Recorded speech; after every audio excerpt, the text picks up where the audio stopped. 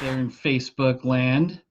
So hey, I was goofing around on here and looking at some things, and I was going over the polls over at let's see here. This one is RealClearPolitics.com, and they were talking about who they think is going to be the Democratic presidential nomination, and it looks like for the most part they've got Biden. And now I think that they're kind of propping Biden up. I don't. Biden hasn't even like saved up money for his campaign. He hasn't done a whole bunch of stuff so far that most people should be doing at this point if they're going to get the nomination. So I know that Bernie's raised a lot of money, but I don't think Biden has. I also think that there's a good possibility that these polls are not accurate, but it's showing here, the RCP average is nine. Basically, Biden's got a 9.2 lead over the next person, which would be Bernie Sanders. So Biden's at 28.3, Sanders is at 19.1, Warren 15.1, Buttigieg is at 8.3, Bloomberg at 4.8, which is, you need to look out for this because he stepped into this race ready to run, and he's the guy that said that you're too dumb to have your own money, so he's definitely not in our favor. And then Klobuchar and Yang and so on and so forth. And so they all go down. But I mean, even Fox News has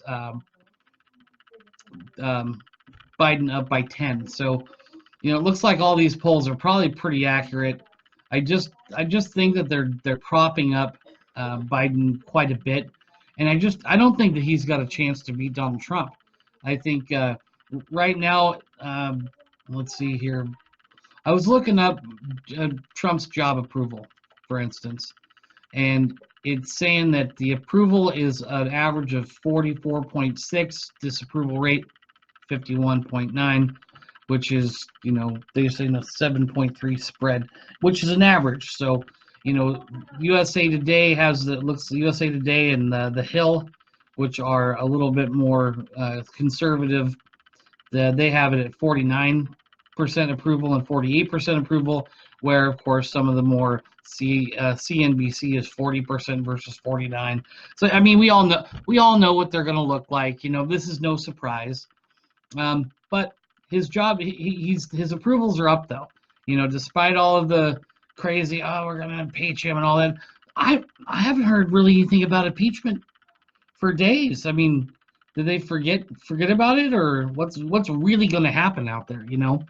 So I think, and here's my prediction, that this is going to be a big year of intersectionality. They're going to try to force people like Ocasio-Cortez, who, she's an outsider, which I'm cool with, but she's also a New York Democrat, so she's not the smartest cookie. Therefore, she's just regurgitating stuff that other people had already said and that sound great. And when you put the math to it and the actual practice of it, there's no way you can make it work. So I think she's learning that, but there's a good possibility that eventually someday an independent of some sort has maybe a little sense. I don't care if they're a bartender. I don't care. That's great. I don't mind anyone coming from any walk of life going into government, as long as they're going in for the right reasons, and that is to, help keep the rights to the citizens and keep the government in check so they don't go above and beyond where they belong. And and I think that those people start out that way, but I think eventually what ends up happening is they do all this time of service, and they think, what's in it for me? How big of a retirement am I going to get if I don't do something about it now? And I think what happens is every one of them becomes a little bit crooked, whether it's not looking at something that's going wrong or taking a bribe. I mean, it doesn't have to be big for you to be, basically representing people falsely. That's not good. That's not who you should be. So I keep pushing this idea, and I know that there's a lot of disagreement to this, but I really would like to see positions like government officials, right? So senators, lawmakers, as they like to call them. I think we should make that a volunteer position, right? You don't get paid. It's like jury duty. You know, if you run for you get elected, you know, maybe there's a small inconvenience fee for having to travel and do things, but you know, let's you know, make it to where it's not only rich people that I mean, it seems like that's what it is. You know, these guys have millions of dollars to campaign. Well, why does it cost that much money to campaign? You know what I mean? Like who's making this money? Where is it going? Right? I hear every year I hear something new about campaign finance and what's going on, and there's just millions and millions and millions of dollars spent on campaigning. I mean, like I get it. I understand that you've got to spend the money so people know who you are, but that's a lot of money. So I don't know. Maybe things can be done different. We got the internet age, and I was listening to Joe Rogan. He even talked about at this point maybe having well, maybe doing a different way of voting. We can vote online now. I mean, I could go in here. I can buy crypto, right? So it takes two verification stages. So why couldn't I verify myself on a government website or a third-party website? Probably not a government one. You know what happened with Obamacare's website? That was a nightmare. But basically, if we were to, you know, have, we could sign up and go and have our profile on the website for voting, and you go in and you send in your ballot. It would be super easy. We'd have no hanging chads. You'd never need a recount. I mean, the only thing you'd have to worry about is making sure that it was a secured site that couldn't be tampered with. So, I mean, enough people have the internet. I mean, I was watching a thing the other day. I think it may have actually been on the Liberty Hangout where they were interviewing people, asking them if they could go get, if they know where the DMV is, right? Or do they have a driver's license, or do they have internet? And they were saying that these liberals were telling them that, well, the reason why we don't want to have voter registration because it makes it harder for minorities because they can't get to the DMV or they don't have the internet. And it was the most racist thing I've ever heard. I was like, what? What do you? Everybody knows where the DMV is. There's signs all over town, right? I mean, we all got internet. I got internet on my phone. It's unlimited data. Well, it's funny because when they went out talking to people, people looked at them like they were crazy. Like, what do you mean? Who doesn't have the internet? Like, it doesn't make any sense. So, but I think that we could do something that was a voting, you know, online vote or, I don't know. I don't know. My buddy and I were also talking about maybe doing, like an electoral college within a state, right? Because I live in Oregon, and Southern Oregon's like, I mean, we're pretty conservative for the most part. I mean, I'd say we're progressive. You know, we don't want to see people being discriminated against for their gender or for their sexual preferences. We're pretty open-minded, but we want to keep our rights. We want to keep our guns. We want to keep our, you know, country safe, and we don't want to meddle in foreign affairs. I personally believe the government has a place, and what it does is outstanding. But I think less is more. Right? A little less government, more checks and balances, less waste. You know, more volunteer jobs, man. In my hometown, they've got a whole volunteer fire department. You know, that was something that one of the local private entities that was trying to be a fire, you know, they were trying to come in and have the city pay them to be firefighters and ambulance. It was a lot of money. I mean, it was basically going to make the taxpayers' taxes go up, you know, just that much. And on paper, it looked like a lot of dollars and cents, but my dad told him, you know, why couldn't we do it with a volunteer department? And they flipped out. They said, you'll never get the people to do it. My dad was a volunteer fireman. I mean, he's 76 years old. You know, at the time, he was probably like 73, and he was telling him that he was a volunteer fireman, and if he ever retires, he'll be a volunteer fireman again, which he is. He's went back to the same place he worked at as a volunteer back in 1982, and now he's back and he's a volunteer again. He's in good shape. He's able to do everything he needs to do. He saves people's lives in the past, and now the city has they had a pretty decent sized firehouse. Now they have a huge staff. There are so many people that want to volunteer there. They filled the ranks in a day. So sometimes there's other solutions, not just we need the government to fix it, we need the government to do this, we need the government to do that. There's a time a long time ago when we had granges, right? You'd have all the farmers, they'd get together, and they would get together at the grange, and they would talk about what was happening in their state, and they would talk about what's happening in their counties. They'd talk about what they're going to do with their their crop if something's happening. And they would get together and they would help each other take care of their crops and their cattle and all sorts of things. So we don't have that anymore. I mean, that's gone. So I think if we could maybe try to return back to, I'm not return to, but there's a big difference between people living in a big city and people living in a rural area like where I live.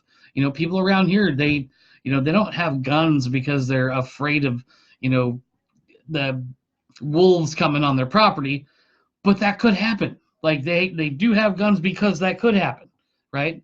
But the people I know, they have guns because this is America. This is how it works. And that's a God-given right. God gave it to you. The Constitution protects it, and then we protect it with guns. So that's how this works. So there's really no argument for it. But in a city, you see policemen around a lot. You see other security. They may not feel like they need someone there to protect them all the time because there may be more people that visually are around to be to protect you. Where I live, I mean, a guy with a gun, so you want to be around because in case, like I said, wolf. Not that we have wolves here, but I've seen bear and I've seen let's see, fox. Seen a lot of deer. We do have some cougars, and that they could take a small child, even a fox can. But the reason why you have these things is if you go outside of town any distance, there's no lights out there, right? Those that live in the city, it is black. It is so dark you can't see anything, right? So you don't know what you're up against. But out there, it's very important that you have a few things. A flashlight's really good. You want to have a good lighter in case you got to start a fire, and you need to have a knife to be able to cut up whatever you kill and something to kill it with. Preferably a pistol or a rifle. That way you can, it's a lot easier. Trying to chase a deer down and beat it to death is not easy. And, but that's what you need to do. You got to be able to survive in those environments. So having these certain things with you is very important. I watched one today. I was actually watching this Liberty Hangout live, or they had a thing from earlier, and the guy was doing a Second Amendment audit, and the guy knew his stuff pretty well, and it was kind of I felt bad because the cops went through a bunch, and there was no sense in it, and he did bring up a lot of good points, but I just feel bad for those guys because the cops know what he's doing, he knows what he's doing, and they're just playing a game of chicken the whole time.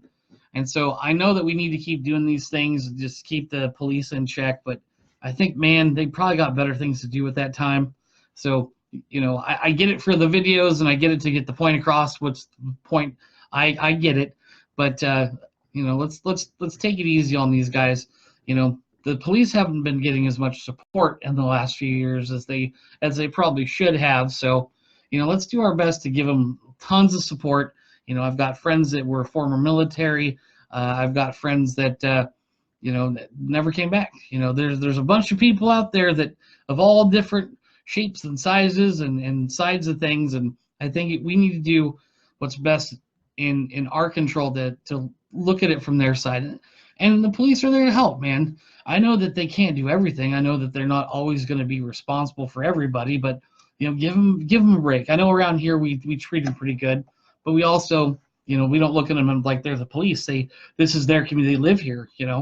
Ryan, he's the cop. No, that's, it's not some dude. So it's different for us. Anyways, I just want to take a little time and talk about the Democratic nominees that I don't care who they pick, man. Trump's going to stomp them. He's done so well. Campaign promises, build the wall. Just the other day I reported on Yuma, Arizona. They just got rid of their state of emergency because they were able to, whatever wall and barrier they put in, stop the flow, and then the catch and release program got revoked, so they now have to release them back on the other side of the border, which I think is terrific, man. That's really a real neat thing. So these things happening are good. Those people in Yuma are probably excited. Their crime rate's dropping, and we've got our economy is the best it's ever been. We got the unemployment's up. He said all this to begin with before he even ran because it was true. He's a businessman. I see this. My dad's a businessman. He's not a risky businessman, but he is, and you can see the thought process because the way they look at things is they've got a fix for it. They don't just throw something at something. They're not trying to move up in a company. They're not trying to be the best guy with a plaque on the wall. They're trying to make a living. They're trying to fix something, and they're trying to go to the next level because that's the only way to make it. When you work for yourself, if you don't make money, you don't eat. So when you're in business, you've got to make good business decisions. And I think that this country should be ran like a business. We haven't fired people in these municipalities for so long. I know for a fact these guys that there was no way they'd ever get fired, and they didn't have to work to their full potential. They could just go on and do their thing and keep their job forever, and it all works out. But you can't. We need someone to go in there and say, hey, do your job or get out. We need that. If you're a businessman, you're running a business, and you have a company, and your company employs a person, and that person doesn't work, then you fire them. And so I've been fired. I'm not against it. In fact, every time I've been fired, it's probably the best thing that I've done or has been done for me. It was a decision I made probably that I just didn't realize that I'd made. And after the fact, and you look back, you go, wow, you know what? That was the best thing.